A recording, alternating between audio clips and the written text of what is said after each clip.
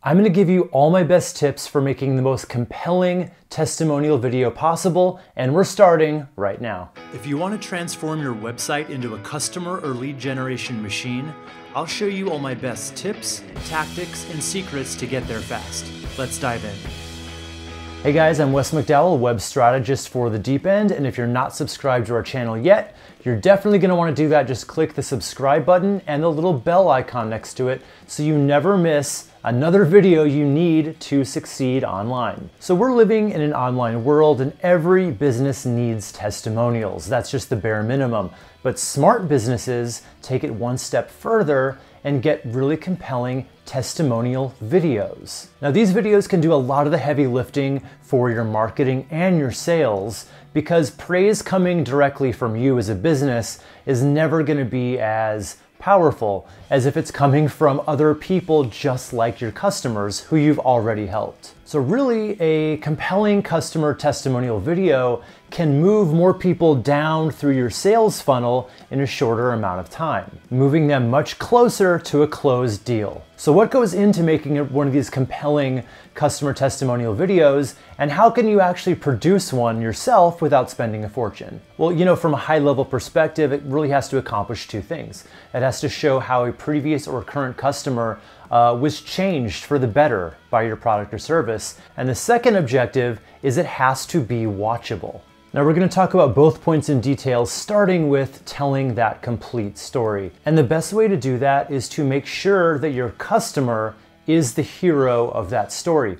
The hero is not you or your business, it has to be your customer. So essentially they're the hero and your business is the guide that gets them to where they want to be. So essentially your customer is the Marty and you are the Doc.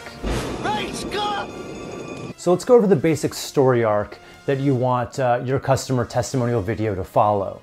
So first, you want to introduce the main character, which is of course your customer. Next, what do they want or what did they want going into it? We're sending you back to the future. Then, like in any good story, there's an obstacle that they have to overcome. So what is that obstacle? How did they overcome it? Which is where your business comes into play. So how did your business finally help them get what they wanted? And then in the end, how were they transformed as a result? Now, if this sounds complicated, don't worry. I'm going to give you a very simple 90-second framework that you can use to make this work. So in the first 30 seconds, just introduce your customer and what they wanted. Then the next 30 seconds, they'll just talk about their main obstacle. Maybe it's other things they tried that didn't work, or that just weren't what they were looking for. Then the final 30 seconds, they're just gonna talk about how your business came in and saved the day and how that impacted them for the better. Now, how do you actually get your customer to tell this kind of story? Well, the biggest trap I see businesses fall into when they're making a video like this is they just let their customer kind of talk free form at length, which can really result in a meandering kind of video in a really soft testimonial. Instead, you want to ask very specific questions which are going to allow this story to be told once you edit it together and edit out the parts where you're actually asking the questions. Now, I'm actually going to leave all of the questions in the description below. I'm not going to get into all of them here, but you can find them all right below this video. Now, it's really important that you actually get these questions to your customer in advance so they aren't caught off guard when you ask any of them.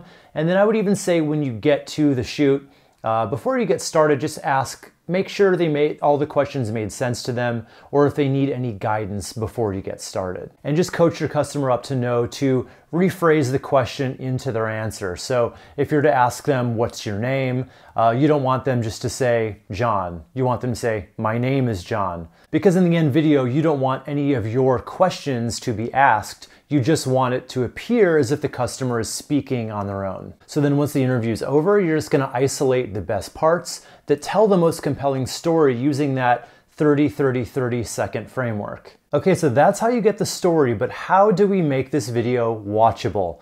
You know, most people unfortunately have an attention span of somewhere around 8 seconds. So it's really important to hold their attention for the entire 90 seconds of your video testimonial, which means you want to make it as visually appealing and interesting and varied as you possibly can.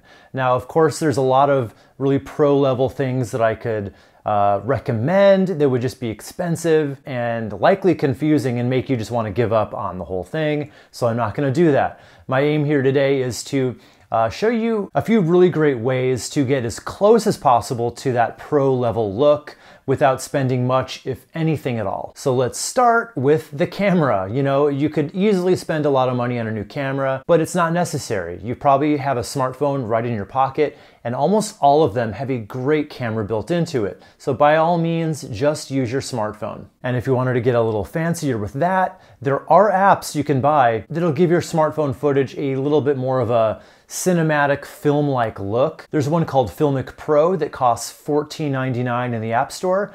It's totally not required, but if you want to, go for it. The much more important thing I want you to focus on is actually audio.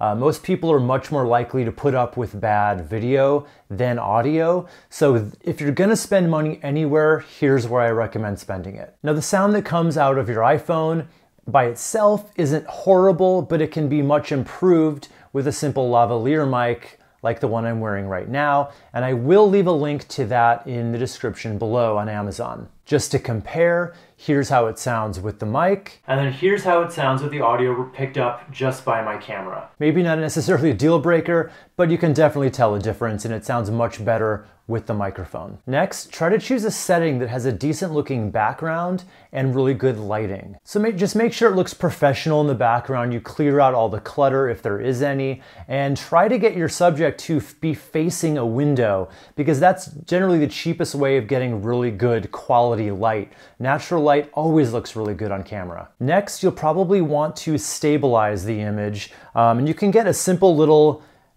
tripod like this on Amazon that'll hold a smartphone, and you can just set it on a tabletop. Next, you want to vary the angles up, so between questions, try moving the camera to a different spot, or at least get closer or further away. You might notice periodically in my videos that I'll zoom in here and there, and the reason I do that is just to keep attention by changing it up every now and then. Now, my next point has to do with the subject themselves, your customer.